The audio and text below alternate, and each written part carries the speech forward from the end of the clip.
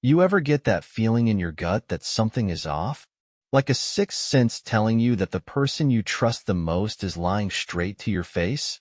I ignored that feeling for months. Maybe I was stupid. Maybe I just wanted to believe that my wife, wasn't capable of stabbing me in the back. Lisa and I had been together for 7 years, married for 5. She was everything I thought I wanted in a woman. Charming, funny, beautiful.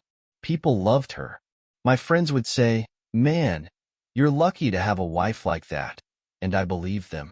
We had our ups and downs like any couple, but nothing major. At least, that's what I thought. The first sign that something was wrong was the distance. Lisa had always been affectionate, always the kind of woman to snuggle up next to me on the couch, grab my hand when we were walking, steal a kiss just because. But that started to change. Slowly. At first, it was subtle. She stopped kissing me as much, started pulling away when I tried to hold her. She'd say she was tired, or stressed, or just not in the mood. And I bought it. Work had been crazy for both of us. We were saving up for a house. Stress made sense. But then came the phone secrecy. Lisa had never been the type to hide her phone. We'd sit on the couch, and if she got a message, she'd check it in front of me. No big deal. But suddenly, her phone was always face down, always on silent, always locked. I'd see her texting late at night, smiling at the screen, then quickly turning it off when she noticed me looking. I remember the first time I confronted her about it. "Who are you texting so much these days?" I asked, half joking. She barely looked up from her phone. "Just work stuff. You know how it is." I nodded. That made sense. She was in marketing, and sometimes clients messaged her at odd hours. But something about the way she said it just felt off. Then, the late night started. "Babe, I'm going out with the girls tonight," she'd say. It happened once a month at first, then twice, then 3 times a week. Always late, always coming back home smelling different. I wasn't dumb. I knew what was happening, but I didn't want to believe it. Not yet. The final straw? The money disappearing. Lisa and I had a joint account. We both contributed to it. Savings, vacations, emergency funds. That account was sacred. So when I saw thousands of dollars missing, I near lost my mind. I asked her about it, and she acted annoyed. "Oh my God, stop being so dramatic. I moved some money around for investments," she said. "Investments?" She rolled her eyes. "Yes, investments. You wouldn't understand. Just trust me, okay?" I didn't press. I should have. Because that wasn't an investment. That was her stealing from me right in front of my face. I should have known then. I should have done something. But I didn't. And that was my biggest mistake. I was about to learn just how deep her betrayal went. And by the time I did, it was already too late. I don't know what it was that finally broke me, but I knew I couldn't ignore the signs anymore. Maybe it was the way she stopped looking me in the eye when she talked to me. Maybe it was the constant tension in our house, like we were just 2 strangers passing by each other instead of husband and wife. Or maybe it was the fact that I woke up one morning and knew, without a doubt, that she was in love with someone else. I wasn't going to be the clueless husband who waited around while his wife made a fool out of him. So I did what any man would do. I followed her. It was a Friday night. Another one of her girls' nights. But this time, instead of staying home and waiting like an idiot, I got in my car and tailed her. She drove across town to a fancy restaurant. One of those upscale places we used to go to for anniversaries. She parked, walked inside, and sat down at a corner table. I stayed in my car, watching, and then he showed up. Some guy in a designer suit. Tall, dark hair, expensive watch. He walked in like he owned the place, sat across from my wife, and kissed her. I gripped the steering wheel so hard my knuckles turned white. She was smiling, giggling, playing with her hair, the way she used to do with me. I wanted to storm in there, make a scene, flip the table over, But I didn't. Instead, I took out my phone and started recording. She was cheating on me. Right there, in broad daylight. No shame, no remorse. And then, I overheard something that made my blood run cold. "Are you sure he won't notice the money missing?" the guy asked her. "Oh, please," Lisa laughed. "There is no way he will figure it out." I nearly broke the phone in my hands. She wasn't just cheating. She was robbing me blind. My whole body went cold. This wasn't just a betrayal. This was a setup. Lisa and her lover had been planning this for months. They were stealing from me, and I had been too blind, too trusting, to see it. That night, I didn't go home. I couldn't, because I knew, if I walked through that door, I wouldn't be able to control myself. So instead, I sat in my car, staring at my phone, watching the video of my wife, laughing with the man she betrayed me for. The rage inside me was like a wildfire. But I wasn't going to act on anger. No, I was going to be smart. She thought she had one. She thought she had outplayed me. But she had no idea what was coming next. I barely slept that night. Every time I closed my eyes, I saw her, Lisa, my wife, sitting in that fancy restaurant, laughing with the man she was cheating on me with, stealing from me. It wasn't just infidelity. It wasn't just betrayal. She was robbing me blind, and she thought I was too stupid to notice. Well, guess what? I noticed, and I wasn't about to let her get away with it. The next morning, I acted like nothing had happened. I went through my normal routine. I kissed Lisa on the cheek before I left for work. She smiled at me like she wasn't gutting me alive. I wanted to snap right then and there. I wanted to throw the evidence in her face, demand an explanation, break everything in the house. But I knew that wouldn't get me anywhere. Instead, I played along, because I had a plan. First, I called my bank. I need to secure my accounts. Immediately, they froze everything. Every joint account, every shared credit card, every savings account. The only money Lisa had access to now was whatever she had already stolen, and I was about to find out how much that was. Second, I called a lawyer. I told him everything about the affair, the missing money, the plan I suspected she had with her lover. He told me what I already knew. Lisa was preparing to leave me. "You need to be ready," he said, "because she's going to hit you hard." Yeah, well, I was about to hit back harder. That evening, I got home early. Lisa wasn't there, but her luggage was. It was sitting in the hallway, 2 large suitcases, her carry-on, and a brand new Louis Vuitton bag I sure as hell didn't buy for her. I felt my heartbeat in my ears. This was it. She was leaving. She had planned everything. She had been waiting for the right moment, waiting until she drained as much as she could from our accounts before disappearing into the sunset with him. I checked our bedroom. Half of her clothes? Gone. Her jewelry? Gone. Our wedding photos? Still there, but the frame on her nightstand was empty. I clenched my fists. This woman had been plotting against me, stealing from me, and the worst part? She thought she had one. I pulled out my phone. I had something she didn't know about, tracking software.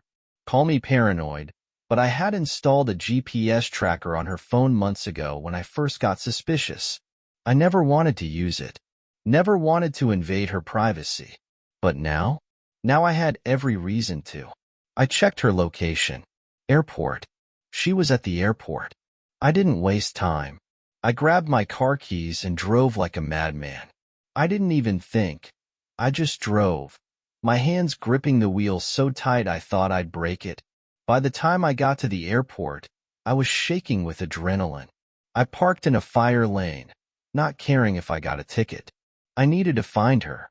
And then there she was, standing in line at the first-class check-in counter, wearing a designer dress, smiling at her phone. I saw him next to her, her lover, tall, sharp-dressed, wearing the most punchable smirk I'd ever seen in my life. I walked straight up to them. Lisa looked up and her face drained of color. What are you doing here? She stammered. I held up my phone, hit play, and there, in the middle of the airport, the video started playing. Her, with him, laughing, talking about how I was too stupid to notice the money missing.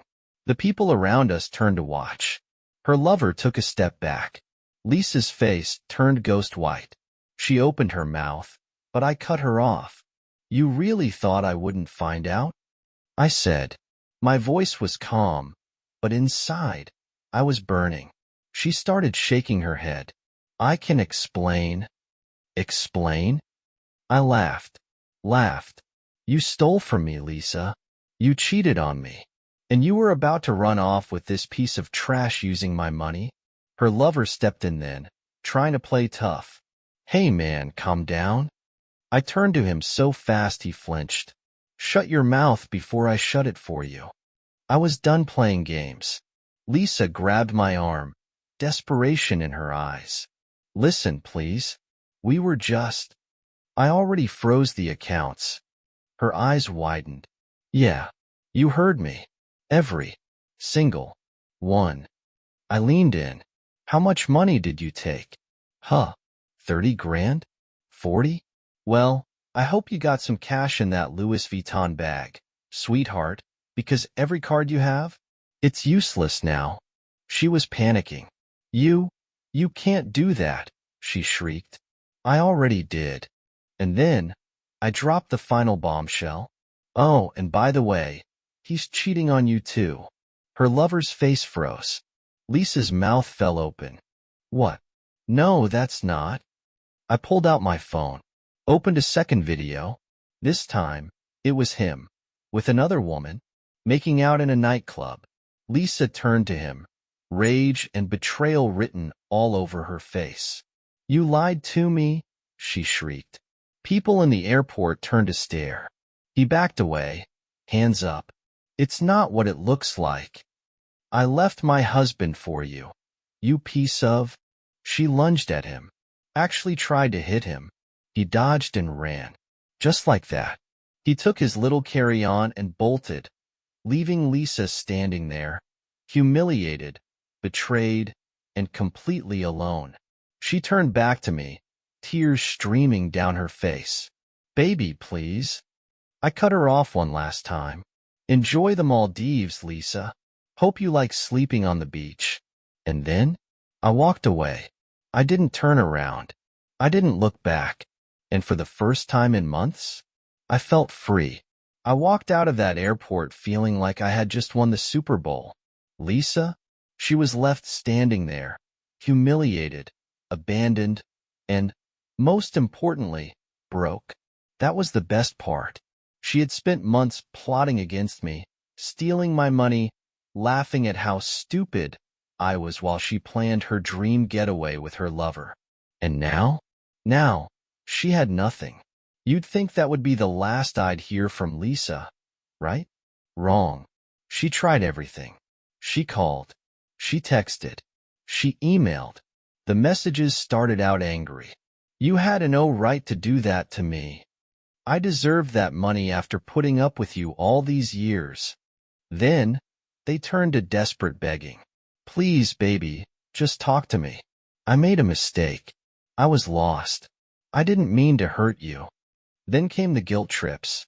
I'm stranded here. I have no money, no way home. Please don't leave me like this. I ignored every single one. She wasn't my problem anymore. But Karma? Oh, Karma was still working overtime on her. A few days later, my phone started blowing up. Friends, coworkers, even people I barely talked to were sending me screenshots. Lisa had gone full meltdown mode on social media. She posted a long, dramatic essay about how she had been betrayed by the people she trusted most. She didn't name me, but everyone knew. Some highlights. I gave my heart to someone who never appreciated me. I trusted a man who turned out to be the biggest mistake of my life. People are so cruel. How can someone abandon the woman they promised to love forever? And my favorite, I have nothing now. I hope you're happy. Oh, I was. I was very happy, but what made it even better were the comments. Her friends, the ones she had bragged to about cheating on me, were destroying her. Wait, didn't you cheat on him? Girl, weren't you about to run off with that other guy? LOL, karma is wild. Didn't you steal a ton of money from him? Why are you acting like the victim? She tried deleting comments. But the internet? The internet never forgets. 2 weeks passed. I had moved on, changed my locks, canceled every subscription in her name, transferred the house fully into my name. Lisa? She was still stuck in the Maldives, trying to scam her way back home. Then one day, I got a call from a number I didn't recognize. I answered. Hello? There was silence. Then, sniffling. I knew that sound. It was Lisa. Please, she whispered. I don't know what to do. I didn't say anything. I have nothing left, she sobbed. He's gone. My friends won't help me. I spent the rest of the money on the hotel, and they kicked me out. I'm sleeping on the beach. I haven't eaten in 2 days. Please, I just want to come home. I leaned back in my chair, took a deep breath, and then I hung up, blocked the number, turned my phone off, and for the first time in a long time, I slept like a baby. It's been a year since Lisa threw away everything for a man who never even wanted her. Last I heard, she eventually found a way back home. She tried dating, but word spread about what she did, and no decent guy would touch her with a 10-foot pole. She moved in with her sister after being kicked out of her apartment for not paying rent. And the best part? She's been desperately trying to get a job, but people don't want to hire someone who got exposed for fraud and theft. Meanwhile, I'm thriving. I started working out again. I got a promotion. I've been traveling, living my best life. And Lisa? Lisa is just a cautionary tale now. A story people whisper about when they talk about what happens when you screw over the wrong man. Because in the end, she ran. She stole. She laughed at me. But karma? Karma ran faster. And I never had to lift a finger.